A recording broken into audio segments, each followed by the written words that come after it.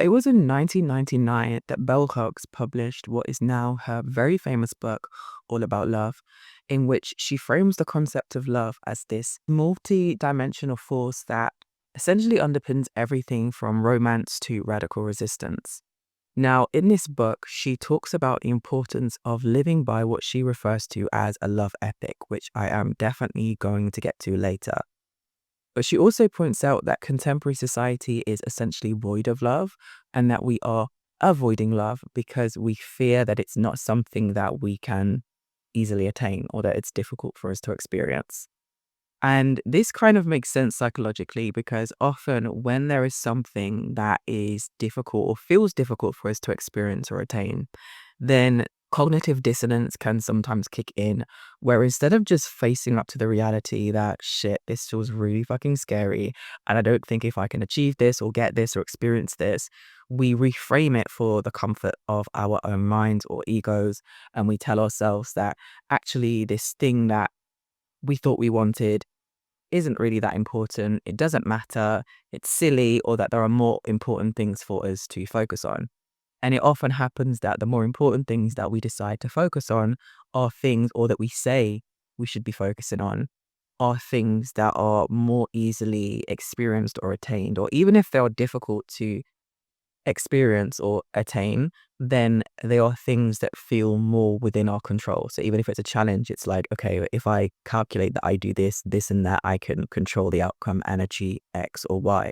And this is really important to kind of like hold in your mind for later because it's really important. So in this, I'm going to be briefly unpacking a few of the dominant narratives that seem to be contributing to this isolation and this just general disconnect and this feeling that love should be deprioritized in society in place of other things, which we'll get to.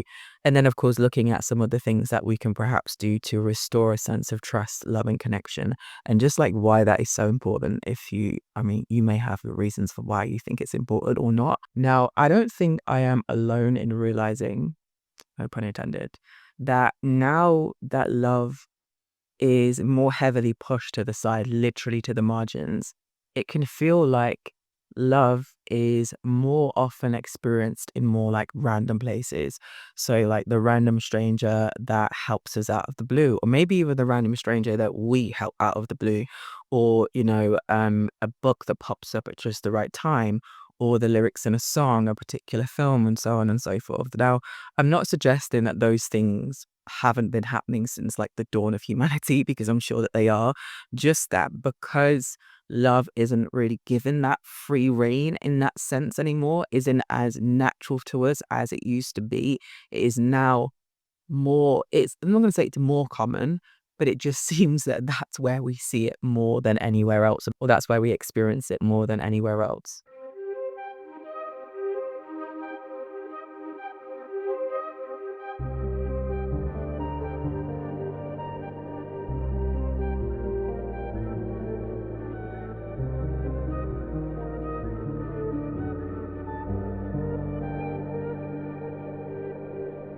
Taken from the lips of a promise, of a union that bears such strength and beauty, it unfolds within an untold love.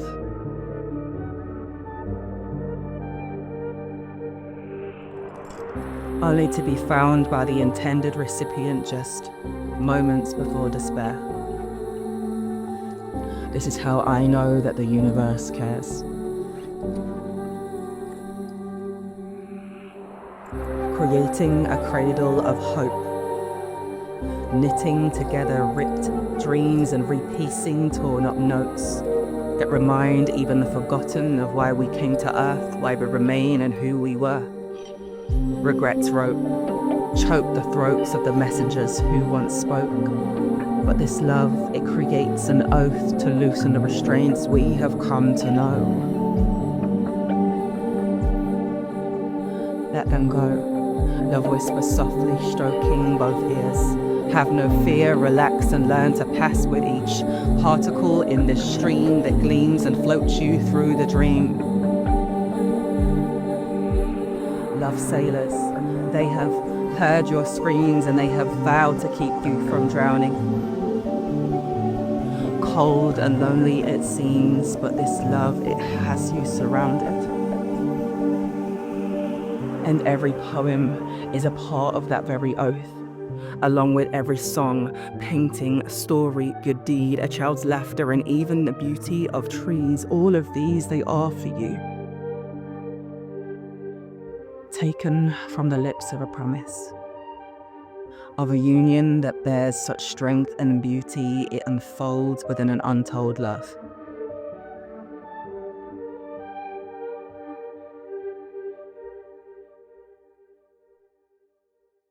We never know who might benefit or be moved from what it is that we have to share, or even saved by it entirely. And I really don't want us to take that last part lightly, because so many of us are hanging on by a literal thread. And it's not always a new job, a new relationship, a lottery win that's needed to feel a sense of, oh, actually, I can keep going again. Sometimes it is the most random things from our environment, the universe, synchronicity. And we are all universal love in motion. That thing that you want to share that's within you, that is love, that is wanting to escape. But yet we sit here and we say, oh, nobody's going to want to read that. Nobody's going to want to come to my event. Nobody is going to care about this thing that I have to say, or my shit only gets 5 views. Listen, fuck the numbers. We don't know what the impact of the things that we share are, really. We can talk about numbers and stats and analyzing shit, but life is just bigger than numbers and stats and saying that we can say that we've made an impact because this many people clicked this link and signed up here. It's just bullshit. It helps us to feel comfortable and that we're in control, but there's just so much more. That thing that you want to share, let that love or that expression run free so that it at least has a chance to potentially find that person who might actually need it.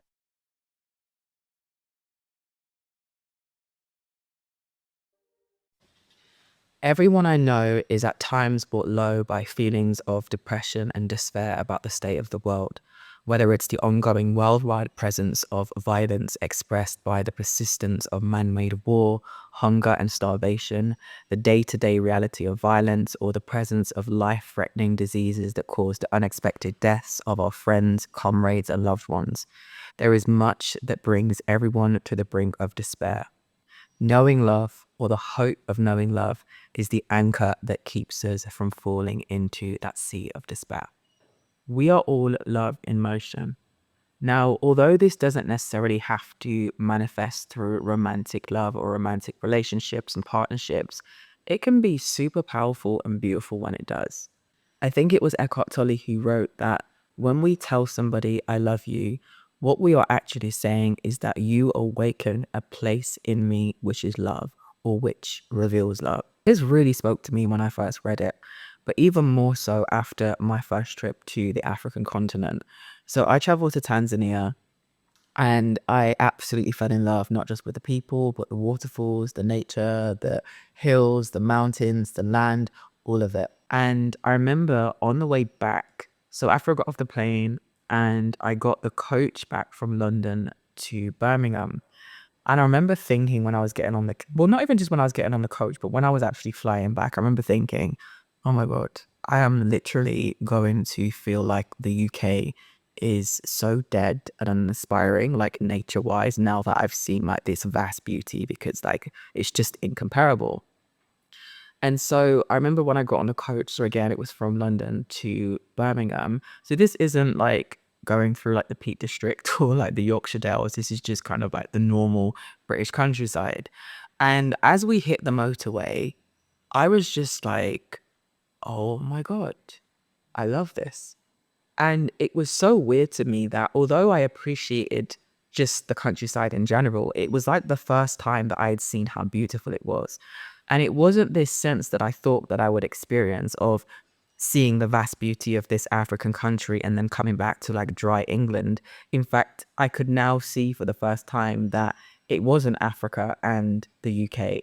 The UK was essentially just this other aspect of God's beautiful earth. It was essentially like the connection and the vast beauty and the love I had for the vast beauty of Tanzania awakened or heightened the love that I felt for nature in general, even if it was very different. And again, it wasn't this sense of inferior or superior, it was just a different piece of God's beautiful work. And I say all this to say that I believe that every kind of meaningful encounter or loving encounter, that feeling of beauty and awe in a person or a thing or a part of nature, whatever it may be, that loving encounter awakens or heightens the sense of love that we feel for all things, and particularly things within that category. So coming back to definitions of love or what love means, in her book, Bell Hooks references a guy called Scott Peck, who defines love as the will to extend oneself for the purpose of nurturing one's own or another's spiritual growth. This is something that has been consciously on my mind for, I don't know, for a very, very long time. And I think this is partly because I believe that we are here to grow. And so, and particularly spiritually, but in every aspect.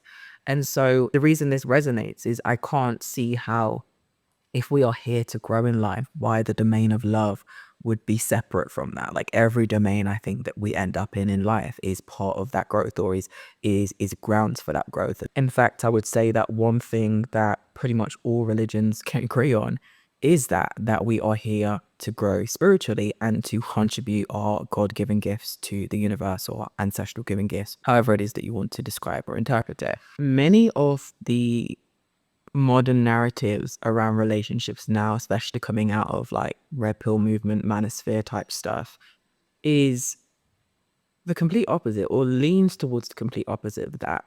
It's not about spiritual growth or any type of growth. It's about dominating somebody based on them fitting into a particular mold, and almost having a fear of them becoming anything other than that thing that you wish for them to be. Again, if we feel that we cannot naturally come by love, we deprioritize it and we say, okay, I'm not going to prioritize actually loving somebody and meeting somebody with whom I share goals, resonance, and just general life values. But instead, I can make it smaller and I can say, okay, if she's pretty and she agrees with me and she can do the labor that I am not willing to do, then that's enough for me. Now, if you're listening to this and you're thinking this is a little one-sided, or men are really like the sole problem, women are part of these narratives too. A dominatrix who basically just say they don't love men, have connections with men, but feel a sense of achievement from extracting from men and feeling like they're turning the tables and somehow balancing society. But we don't need more violence to counter the violence. We need more love.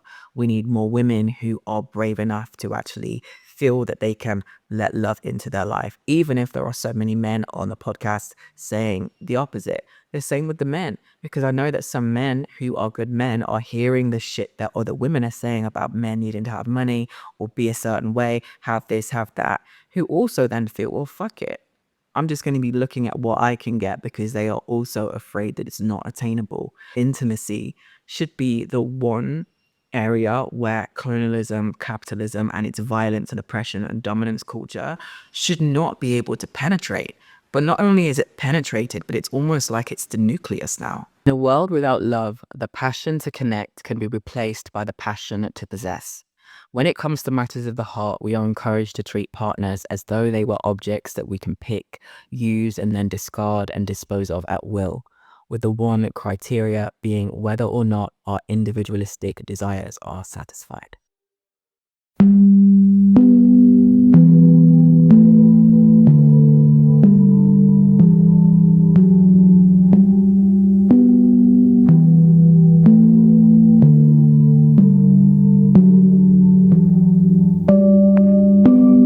Do you have the same effect on me as the stars?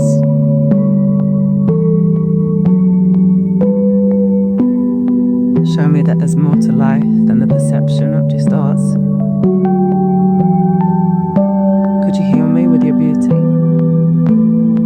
And the darkest of last nights,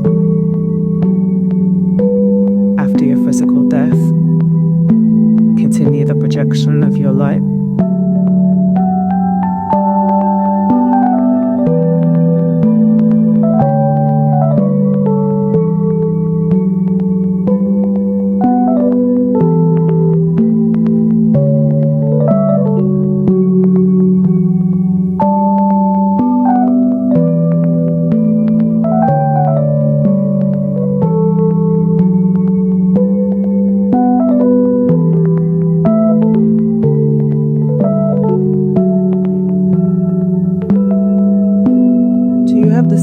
effect on me as the sea. Make me want to know your depth and get to know your mysteries. And with that depth entice me. Make me want to ride your way. Opening my mind and helping me to unwind as I lay by your side for the day.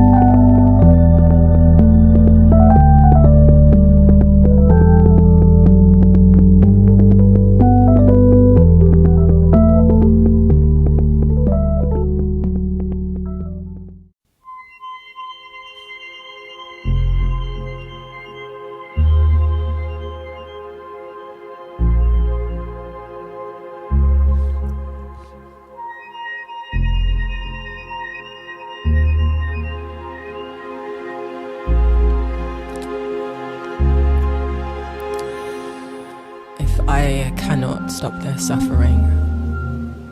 I refuse to fall in love again.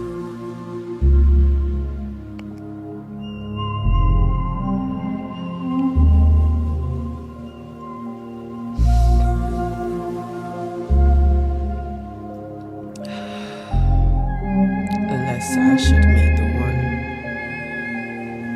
who embodies the meaning of peace.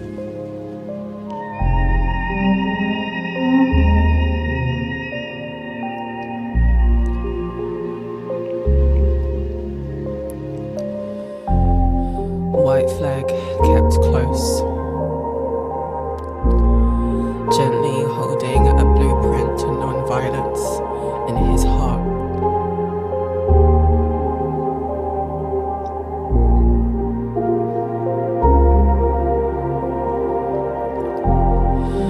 A man who knows the healing found in stillness.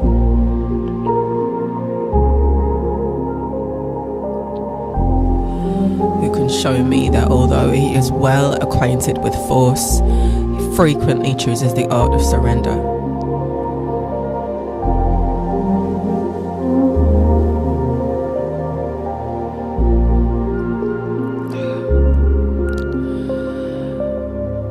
And will respond to rumors of war with a promise.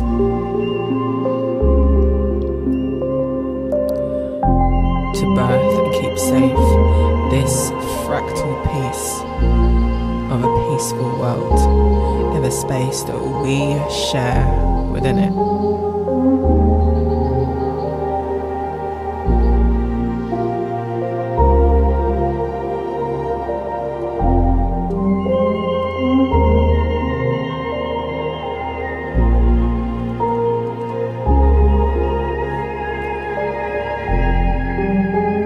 If I can't stop the violence, I will make peace of my best.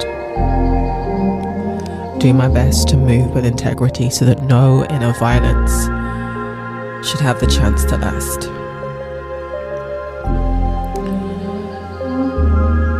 If their nightmare does not yet end, then I'll withhold my dreams,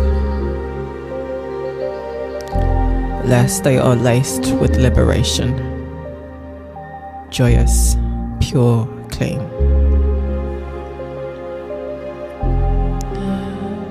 I will dance under clouds, coaxing them to burst,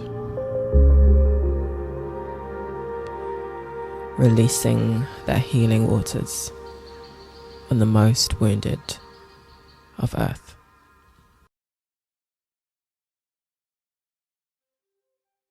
Think back to when Aaron Bushnell took his life in response to what was happening in Palestine. Even though he didn't save the Palestinians, in a way, it felt like he was saving us in the sense that we were failing to show our humanity in many ways we still are. And it was like his act didn't just symbolize to them that there are people that still care, but it was almost like it was a communication to the universe, to existence, to life, that there is still hope. And not all of us have our hearts completely weakened and completely turned to stone.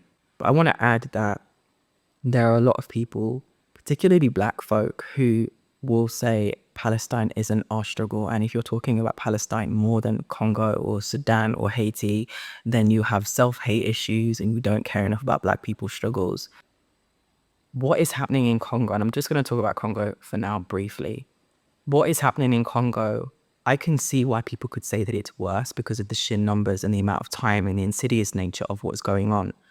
But you can only know that if you really know what's going on in Congo. And it's very, very difficult to grasp what's going on in Congo. You really have to do the research. And I still know that I only really know a blip of what is going on. With regards to Palestine, however, it is so in our freaking faces. When you are seeing children being blown to bits and just the sheer violence, and you can do a bit of research on what has happened in Palestine, the history of Palestine, you can learn that within 20 minutes to get at least a grasp of what's happening. If we are not stirred enough to respond to that, we have no hope to be stirred enough to respond to things that, to the Congo, let alone Haiti or Sudan. Because those things, this is not to downplay those things because they are silent genocides, but it is the reality that the imagery, the storytelling, the prevalence of it is not as loud as what's happening in Palestine. There are other things and other reasons why what is happening in Palestine is important to all of us. But I also just want to end by saying that anti-oppression isn't just about your identity. I do believe that some of us are placed to speak up for our identity because that's who we are. But it should always be in the energy and the spirit of undoing a piece of thread that also helps to untie the blanket of colonialism and oppression and genocide and essentially dominance culture. How can you literally see a baby being blown to bits and be like, that's not my problem? I just don't understand it. And I say I don't understand it, but in a sense I do. This is a culture who doesn't choose their partners on love. I don't want to say everybody, but we're now not choosing our partners based on love. It's based on what we can get, how you fulfill my goals and my egotistical identity. And then I can be naive enough to wonder why somebody can decide that when they are seeing babies, and not just babies, but other human beings being murdered, that you can justify it politically because it's out of alignment with your identity or your so-called principles. And so in the spirit of Ujima, which is the third day of Kwanzaa, which is about community and responsibility and the idea of making our community's problems our own, that's what I think we need to do. And I think that that's what the spirit of love, or a love ethic, as Bell Hooks talked about, which is about the service to others, is about. We need to live by a love ethic. Otherwise, this society that we live in is going to be one of the coldest and most unsafe places to inhabit. And this is a conversation I've been having with friends, and not just on a political level, but just how difficult it can feel these days to find people who are really genuine, who aren't acting from a trauma space and preempting what it is that they think you're thinking or doing, and then therefore creating these kind of like violent, and again, not physical violence, but these energetically violent situations. I really do hope that this opens us up and encourages us to look within and see where we are blocking love coming in, and also blocking love coming out and going out into the world and those who need it.